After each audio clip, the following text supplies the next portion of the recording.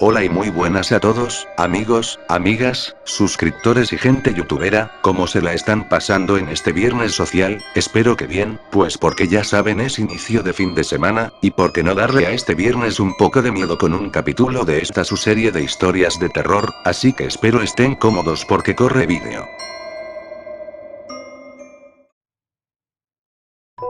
El pájaro rojo. Esta es mi historia.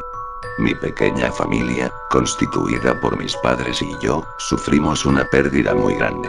Mi papá falleció. Aquello ocasionó un impacto bastante fuerte en mi madre, la cual yo a duras penas debía de cuidar.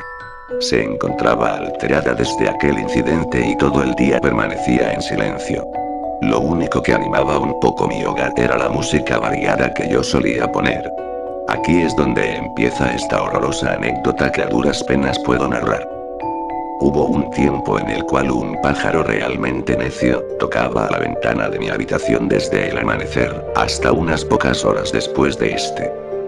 El sonido del picoteo, luego de mis largas madrugadas en vela, al lado de la PC, para mí ya era costumbre escucharlo justo cuando las persianas se miraban blancas, reflejando la luz del sol, pero siempre me ponía nervioso, era sumamente irritante.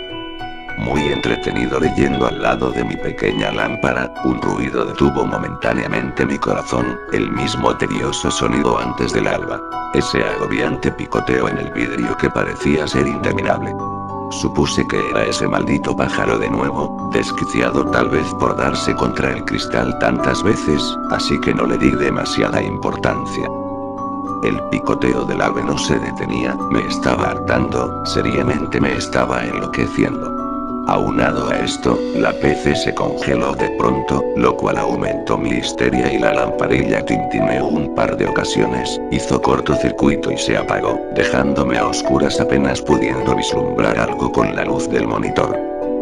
De pronto, el aleteo del animal cesó. No se percibía más que el silencio profundo de la noche y el roce de las ramas del viejo árbol de mi fallecido padre, mecerse con el viento. Extrañamente mi corazón se comenzó a acelerar, palpitaba cruelmente en contra de mi voluntad. De fondo pude escuchar de nuevo al pájaro, aquella desgraciada criatura con sus plumas rojas revoloteaba en mi patio. Yo me encontraba ya sentado en mi cama, de lado a la ventana y me entró la curiosidad de ver qué había exactamente afuera, pero antes de eso, me percaté de que las cortinas estaban mojadas de un líquido rojizo algo viscoso. Me acerqué, lo toqué y era sangre. El miedo me invadió el cuerpo, costaba que sucediera aquello, pero así era, parecía una pesadilla muy atroz. Los ventanales parecían estar resquebrajados y en ese instante no había señal alguna del ave, pero cuando iba a cerrar las cortinas, de repente el pájaro volvió y se azotó contra la ventana explotando. Bañó por fuera el cristal, de toda su sangre, pero esta sangre penetró también en la habitación. El fluido parecía cobrar forma, eran como garabatos y se podía leer. Ya vienen. Para ese momento, mi cuerpo no dejaba de tiritar del terror de la imagen que tenía ante mis ojos, pero la escena no acabó ahí. Miré hacia afuera de nuevo, el sol parecía que ya estaba comenzando a salir, pero aún así estaba muy oscuro todavía. A lo lejos, percibí una nube extraña, era negra, pero a la vez rojiza. Más pájaros, me dije angustiado. Algo parecían cargar en el medio, una especie de caja. Aquello era semejante a un sueño muy perturbador, no sabía si estaba dormido o despierto, y constantemente me daba golpes exasperados esperando despertarme, pero no fue así. Las aves se acercaron y bajaron en picada una tras otra. Llegaron al patio y lo invadieron. Sus asquerosos ojos negros y esas repudiables plumas rojas, que brillaban con una intensidad casi satánica, me miraban desde afuera. No sabía qué demonios debía de hacer, pero de repente, un pájaro grande irrumpió una de las ventanas, emitiendo yo, del susto, un alarido ensordecedor. Era enorme y aparte, deforme. Cargaba el paquete que antes había observado y lo arrojó sobre la cama. Me levanté del rincón en donde me hallaba y lo tomé con mano temblorosa. Lo abrí y no pude creer lo que había en él, era un hueso. Un frío gélido recorrió mi espalda, ¿qué tan macabro podía llegar a ser aquella escena? Por debajo del hueso, se hallaba un papel, un estúpido papel con una dirección que daba a un cementerio. El momento, por sí solo, no tenía ni un ápice de lógica, pero mi posterior acción creo que, dentro de ese instante, cobraba algo de sentido. Tomé un abrigo y abordé mi bicicleta desinflada. Me dispuse hacia el cementerio a toda velocidad, no había ni un alma en la calle, solo yo, la calle y la oscuridad que me rodeaba a donde sea que mirase, temiendo chocar contra algo, mas no fue así. Arribé pronto al lúgubre sitio. Al fondo se desprendía un brillo rojizo que había visto antes, era el pájaro gigantesco de hacía unos minutos. Dejé la bicicleta a un lado y corrí en dirección a la lápida que marcaba. El viento soplaba fuerte, era lo único que podía escuchar, las hojas y ramas creando una orquesta fúnebre, una especie de requiem. Me arrodillé y limpié un poco la empolvada inscripción de la tumba. Entonces, al ver aquello, palidecí, era en donde descansaba mi padre. Pero el terror se apoderó de mí al leer el letrero de abajo. Aquí descansa Tammy Blake, único hijo de Willoughby Blake. Yo también estaba muerto. Nada. Absolutamente nada tenía sentido. No podía estar muerto. De seguro era solo un sueño, un muy mal sueño o una broma demasiado pesada. Caí de rodillas ante aquello y me arrastré luego lejos de ahí. Me levanté y corrí lo más veloz que pude. El ave levantó vuelo y me arrojó un crucifijo negro sobre el cuello que no me pude quitar. Pesaba demasiado. Me devolví a mi casa realmente perturbado por todo lo sucedido. Es una pesadilla, solo eso, una pesadilla y nada más. Me decía a mí mismo una y otra vez. Aunque, pensándolo 2 veces, por algo mi madre nunca me ponía atención, no me miraba, no me hablaba, no nada. Cuando entré de nuevo a mi hogar, algo me llenó de un extraño alivio, pero de un profundo miedo. Mi madre estaba en el patio regando las flores y tarareaba sin cesar una vieja melodía de vals que había bailado en su matrimonio. Me agaché para explicarle lo sucedido y ella, entonces, lenta, muy lentamente, me dirigió una sonrisa demacrada, escalofriantemente macabra y dijo: "No, soy tu madre", gruñó el horrible espectro. Me quité aterrado de ahí y levanté la vista buscando una salida, pero al fondo noté algo más siniestro. Observé un cuerpo ahorcado. Era algo de no acabar. Sus pies giraban hacia la derecha. Norte, nordeste, este, sudeste, sur, sud-sudoeste. Después se detuvieron y, al cabo de un par de segundos, giraron, con idéntica calma, hacia la izquierda. Sud-sudoeste, sur, sudeste, este. Al visualizar bien el cuerpo colgante, pude ver que era mi madre.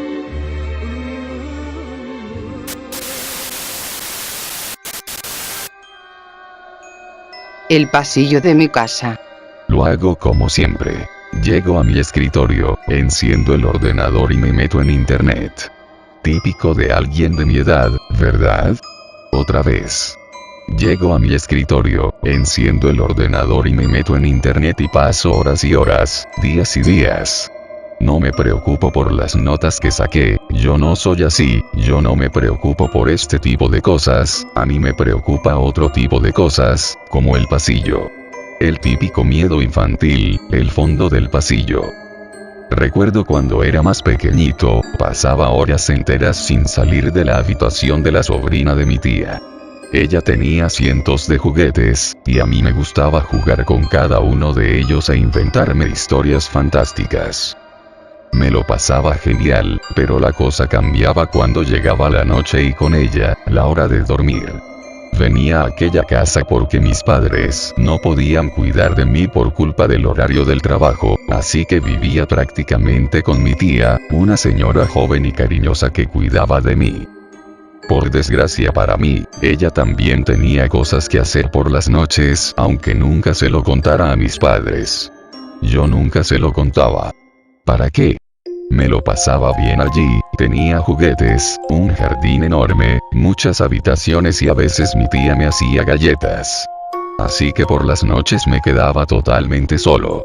Nunca me cepillaba los dientes, no porque no me acordara, sino porque tenía miedo a la profunda oscuridad del pasillo que tenía que recorrer hasta llegar allí, el mismo pasillo al que daba mi habitación. De hecho, el viento hacía crujir la vieja madera de la casa, haciendo un ruido parecido a unas pisadas. No podía hacer otra cosa que quedarme en la cama, tapándome el cuerpo totalmente con los ojos cerrados y cubriéndome la cabeza con la esperanza de que pasara sin mirarme. No había puerta en mi habitación. Siempre me sentía observado. Nunca me pasó nada. Una vez me tocó estar una semana en aquella casa. Mi tía estaba encantada, como siempre, y mis padres protectores preocupados, pero yo estaba bien, de no ser por el misterioso pasillo. Al segundo día de la semana, por la noche, después de cenar me dispuse a ver qué pasaba, si realmente era un monstruo o un fantasma, o tal vez un sádico asesino lo que me observaba en las sombras. Como mi tía no estaba, encendí todas las luces de la casa. No me gustó aquella sensación de estar haciendo algo malo, como cuando de pequeño haces algo malo y sabes que tendrás un castigo. Cogí un paraguas y me senté en la segunda planta, en el último peldaño de la escalera, apoyando la cabeza en los brazos cruzados, e intentando no dormirme. No me habría dormido ni aunque quisiera. La escalera en el que estaba sentado daba al pasillo de la segunda planta, un pasillo al que estaba dando la espalda. Noté una desagradable sensación en la nuca. No tuve el valor suficiente de darme la vuelta. Me levanté lo más lentamente que podía, como si intentara no producir ningún sonido que llamara la atención, y bajé por las escaleras intentando no hacer crujir la madera. Llegué a la cocina y cogí el cuchillo más grande que encontré, y me encerré en el cuarto de baño de abajo. Cerré el pestillo y me senté en la bañera. Estaba temblando. Me desperté en el baño y reuní el valor suficiente para salir de nuevo. Creía que era de día, pero solo había pasado unas horas. Ya estaba muy cansado. Apagué todas las luces de la planta de abajo y subí las escaleras, recorrí el pasillo y apagué todas las luces de la segunda planta. Me metí entre las sábanas de mi cama. Entonces me fijé que aún quedaba una luz encendida en el pasillo y se movía. Por primera vez en mi vida sentí la adrenalina en mi cuerpo, me levanté con coraje aunque aterrado y me acerqué a la entrada de mi habitación. Había una luz que subía la escalera. Estaba respirando profundamente y pisaba con fuerza. Me atreví a meter un poco más la cabeza y la vi. Era mi tía. Me llevé un gran y reconfortante alivio. Estaba cansada y llevaba cargando algo. Era grande. Cuando se acercó pude apreciarla mejor. Se trataba de una muñeca de mi altura. Era una chica con rostro joven, de mi edad, pero tenía algo en su rostro. Me escondí un poco para evitar que me viera despierto mi tía.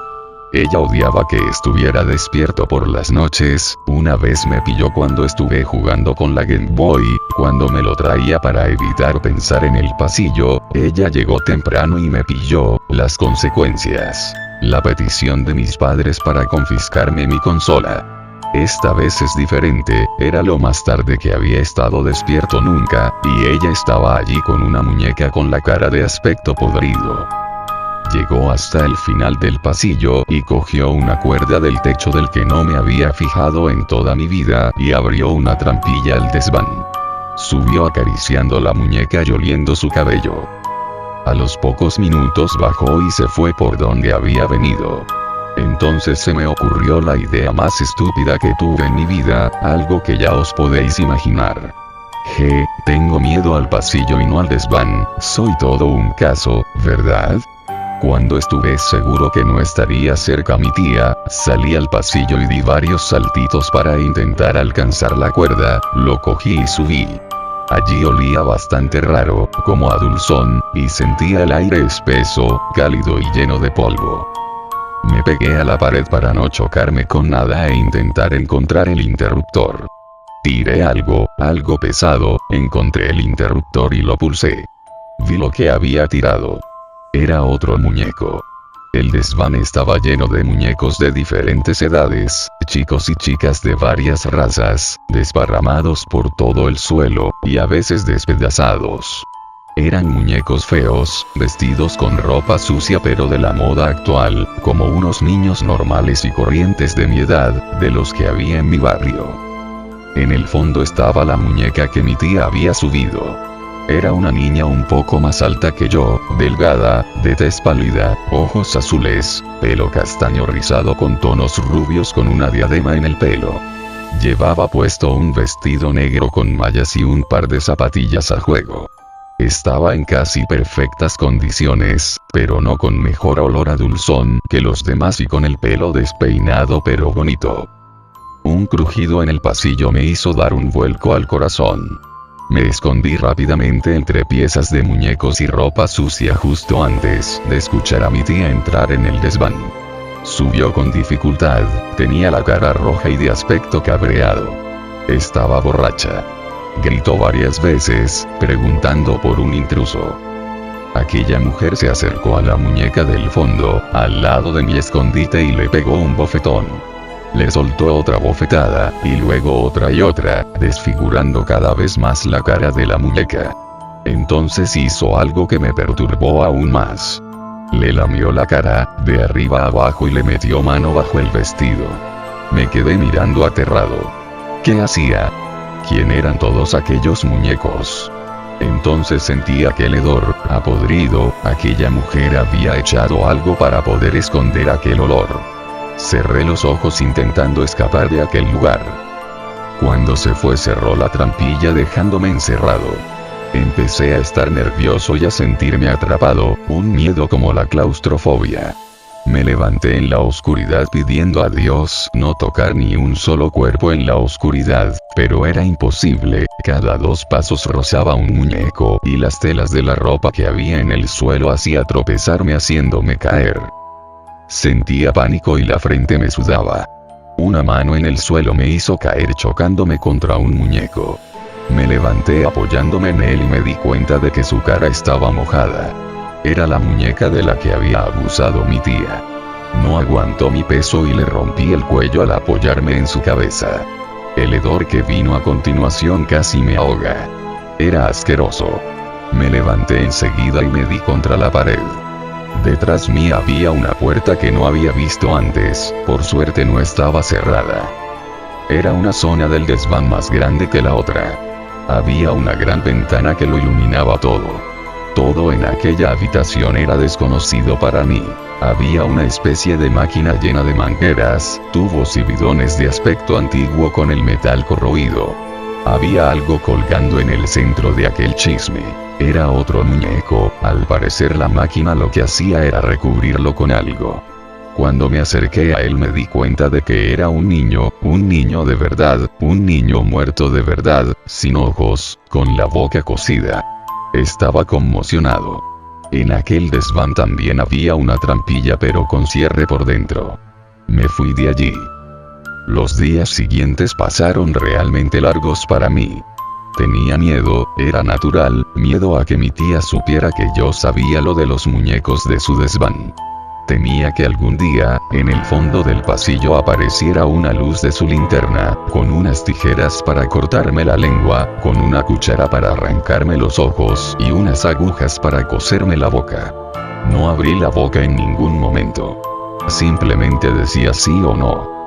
El día antes de irme subí al desván, cuando fue a hacer la compra y encendí las luces, ya no tenía miedo de los muñecos, o más bien, de los cuerpos muertos plastificados. Cogí la cabeza de la sobrina de mi tía y la metí dentro de una caja grande de un juguete que decoré con una cinta. Se la di a mi tía justo antes de irme. Recuerdo la expresión de mi tía en ese momento, sonreía inocentemente. No la he vuelto a ver desde entonces, mis padres decían que le había pasado algo que impedía hacerse cargo de mí. Pero puedo imaginar con diversión su cara de sorpresa al abrir el paquete, el grito de rabia que pegaría, de saber que lo sabía todo. Tenía en mis manos el secreto de aquella zorra. Me hice con la casa de mi tía y aún sigo teniendo miedo del pasillo, con miedo a que alguien suba la escalera y llegue al desván. Lo hago como siempre. Llego a mi escritorio, enciendo el ordenador y me meto en internet. Ya sé que a nadie le importa, lo hago así todos los días desde que tengo ordenador, pero también hago otras cosas en mi tiempo libre, como coger el cuerpo del último niño que había comprado en internet, o casado, subir al desván y plastificarlo con placer, luego, si quiero, visto al muñeco y lo pongo de pie frente a los muñecos de mis padres y de mi tía, mirar con asco a la cara de mi tía y decirle: ¿ves? No era tan difícil tenerlo todo ordenado.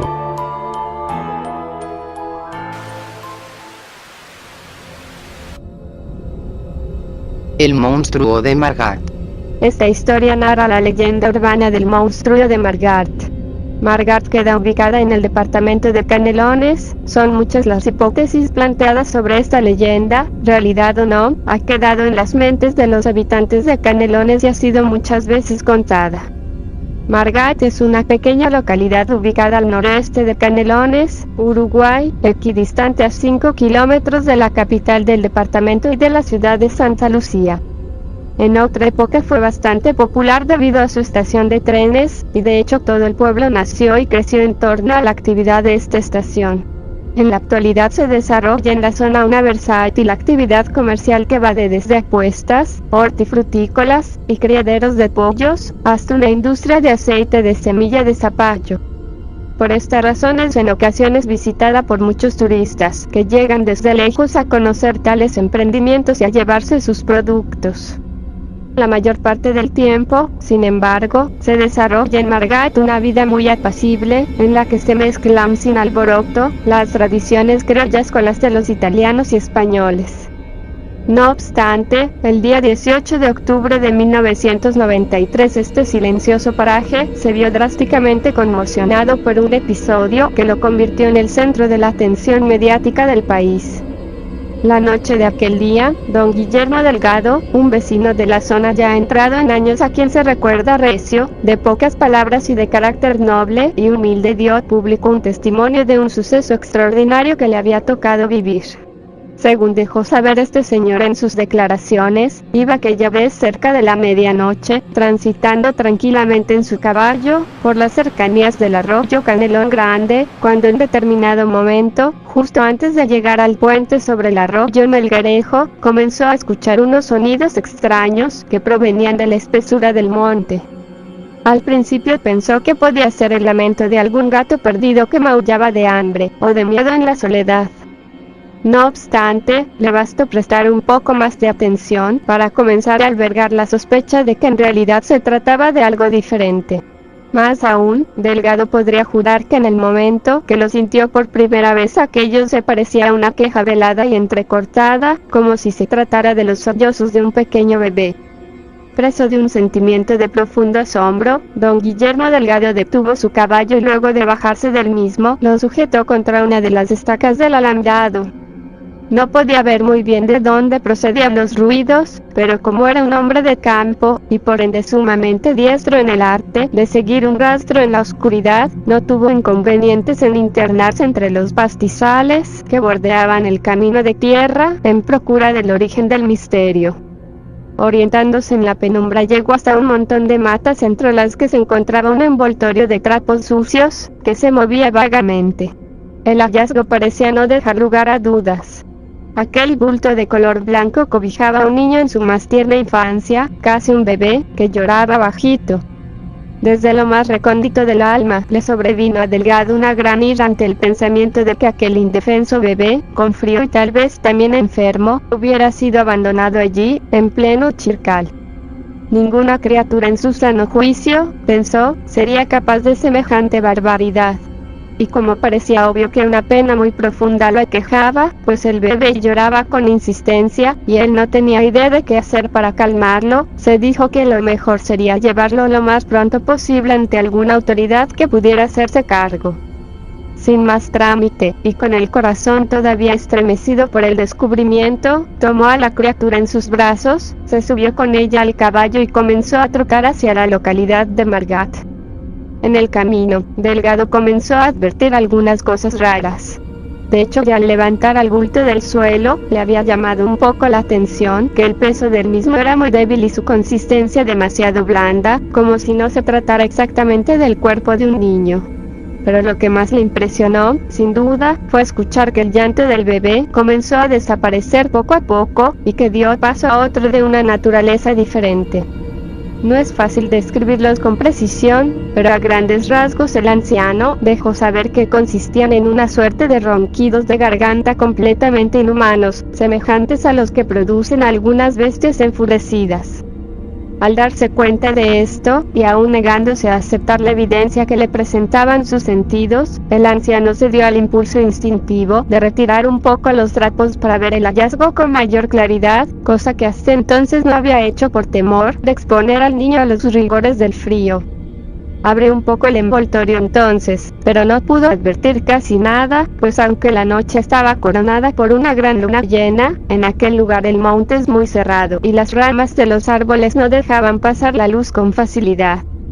En consecuencia, pensó que lo más conveniente sería salir de esas tinieblas y llevar consigo el bulto hasta la otra orilla, donde el panorama se presentaba más despejado. Así lo hizo, y durante todo el camino, mientras los cascos del caballo tronaban sobre el hierro y la madera del puente, don Guillermo Delgado continuaba escuchando aquellos ruidos desagradables. Cuando por fin llegó a su destino, y quiso otra vez separar un poco los trapos mugrientos y arrugados para liberar al bebé, el anciano fue testigo de un cuadro que jamás hubiese podido imaginar. Según dio testimonio Delgado, aquello que llevaba en sus brazos presentaba notorias diferencias con cualquier otra criatura en su más tierna infancia.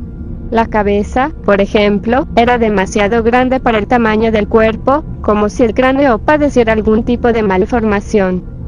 Su piel era dominada por una tonalidad blanquecina, y estaba impregnada de una sustancia gelatinosa. Su boca estaba un poco descolocada, y dejaba entrever unos dientes agudos y afilados. Y las uñas de sus manos y de sus pies eran desmesuradamente largas, como garras. Pero lo más terrible de todo eran los ojos de la criatura. Un par de ojos rojos, semejantes a los de un gato, de aspecto siniestro y que centelleaban como candelas en la oscuridad. Ni bien terminó de abrir el envoltorio, la extraña criatura atacó con ferocidad a don Guillermo Delgado. Se abalanzó sobre él con sus garras y con sus dientes, provocándole algunas heridas en el rostro que el anciano conservaría por mucho tiempo. Ante esto, Delgado solo atinó a arrojar a aquella diabólica criatura con sus trapos y todo muy lejos, tan lejos como le dieron las fuerzas. Luego, apuró las ancas de su caballo y salió disparando a todo galope en una dirección cualquiera, tratando de alejarse lo más pronto posible del lugar. Poco más tarde, ya un poco más calmado, contó por fin lo sucedido a las autoridades de Margat, para que tomaran cartas en el asunto. De este modo, su aterradora experiencia tomó estado público. La historia corrió como reguero de pólvora en Margat. No había por entonces un solo habitante del pueblo que no conociera la leyenda. Tal fue la repercusión que muchos medios de prensa del país se hicieron eco de ella. Las radios y los diarios de Santa Lucía, Canelones y Las Piedras llegaron hasta la localidad a realizar todo tipo de investigaciones periodísticas de lo ocurrido. E incluso se dieron cita también varios medios de prensa de Montevideo, que hicieron circular el relato de los extraños sucesos en primera plana por varios días. Fue precisamente a raíz de esta conmoción que comenzaron a saberse una gran cantidad de datos sobre esta criatura, bautizada de una vez y para siempre como el monstruo de Margat. Muchas de ellas, en su momento, fueron divulgadas en los medios, pero también hay otras menos difundidas, que puede conocer cualquiera que se tome el trabajo de conversar mano a mano con los vecinos del lugar. Entre las historias más conocidas se cuentan aquellas que tratan de explicar qué o quién sería el monstruo y cómo habría llegado allí. Una de ellas refiere que el monstruo de Margat es en realidad el misterioso sobreviviente de un extraño accidente ocurrido poco tiempo atrás. Según cuenta esta leyenda, cierta vez un matrimonio viajaba en su auto por la ruta 11 junto con su pequeño hijo, que por entonces tenía apenas un par de meses de edad, cuando en determinado momento, y por causas que se ignoran, fueron víctimas de un accidente de tránsito. Los dos adultos murieron en la ocasión, pero a pesar de múltiples investigaciones el cuerpo del niño jamás apareció. Según dicen algunos vecinos, este niño logró sobrevivir en el monte y es precisamente él, deformado por las heridas, el terrible monstruo del que hablan los habitantes del pueblo. Otras hipótesis proponen la posibilidad de una broma. En efecto, pues como allí cerca, a unos 7 kilómetros, más o menos se encuentra un internado psiquiátrico conocido como Colonia Etxepare, hay quienes dicen que el monstruo de Margat podría ser en realidad una suerte de impostura montada por algún paciente con una deficiencia mental que logró escapar de la institución.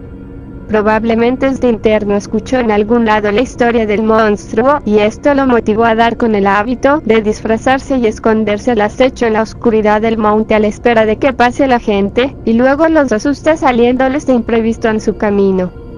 Pero más allá de los sentimientos encontrados de escépticos y creyentes, lo indudable es que hay muchos otros testimonios de gente en Margat que aseguran que el monstruo todavía anda dando vueltas por allí. Entre los testigos más frecuentes de la presencia del monstruo, se cuentan aquellas personas que durante las horas de la noche transitan ya sea por el puente Melgarejo o por el llamado Puente Viejo, ubicado a pocos metros del anterior, como así también aquellas que circulan caminando y en bicicleta por las inmediaciones de la zona. Muchos de estos vecinos aseguran que en reiteradas ocasiones, como le pasó a don Guillermo, 155 han sido atacados por la bestia, que los ha arañado o mordido en las piernas al salirles al paso. Otros cuentan que al oscurecer se pueden advertir por ahí toda suerte de pasos, gritos y ruidos extraños. Asimismo, hay quienes juran que a veces también se ve, aunque no con mucha claridad, a una extraña figura de baja estatura, deambulando entre las charcas y moviéndose en secreto entre los pastizales. E incluso también hay testigos que afirman que en ciertas noches se puede advertir centelleando en la oscuridad el fulgor de sus amenazantes ojos rojos. Por lo demás, la relación que se estableció entre el monstruo y los habitantes de Margat ha ido cambiando con los años. Al principio, por supuesto, la gente del pueblo asimiló con cierto escándalo la idea de que a su alrededor estuviera viviendo esa aterradora criatura. Más aún, hay quienes cuentan que cuando se hizo conocida por primera vez, la historia provocó cierta alarma o preocupación entre ellos.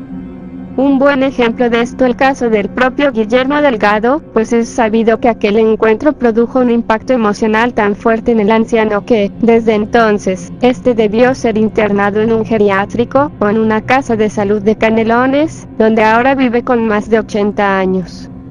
Entre los habitantes del pueblo, quienes resultaron especialmente impresionados y casi alterados por la historia fueron los niños.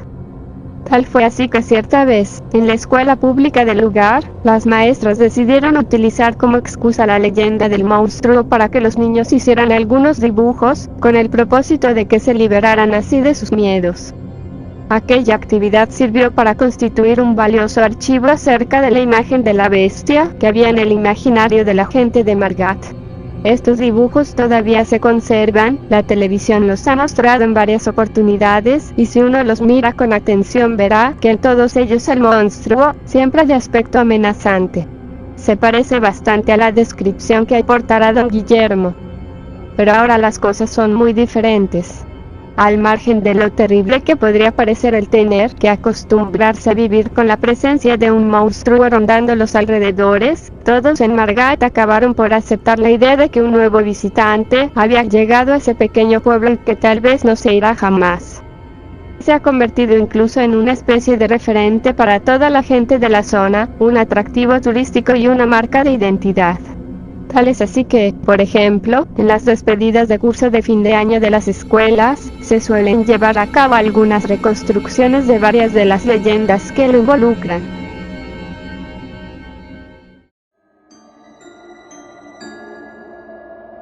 Pues bueno, aquí termina el vídeo de hoy, espero que les haya gustado, los espero en el próximo viernes con más de sus historias favoritas, y recuerden que si les gustó el vídeo, ya saben, denle like y compártanlo, y si es la primera vez que ves uno de mis vídeos no te olvides en suscribirte, que es totalmente gratis y fácil de hacerlo, dándole clic al botón de suscribirse, o al logo del canal que aparece en tu pantalla. Bueno, espero que se la pasen bien, los espero en el próximo vídeo con más, se me cuidan y chao.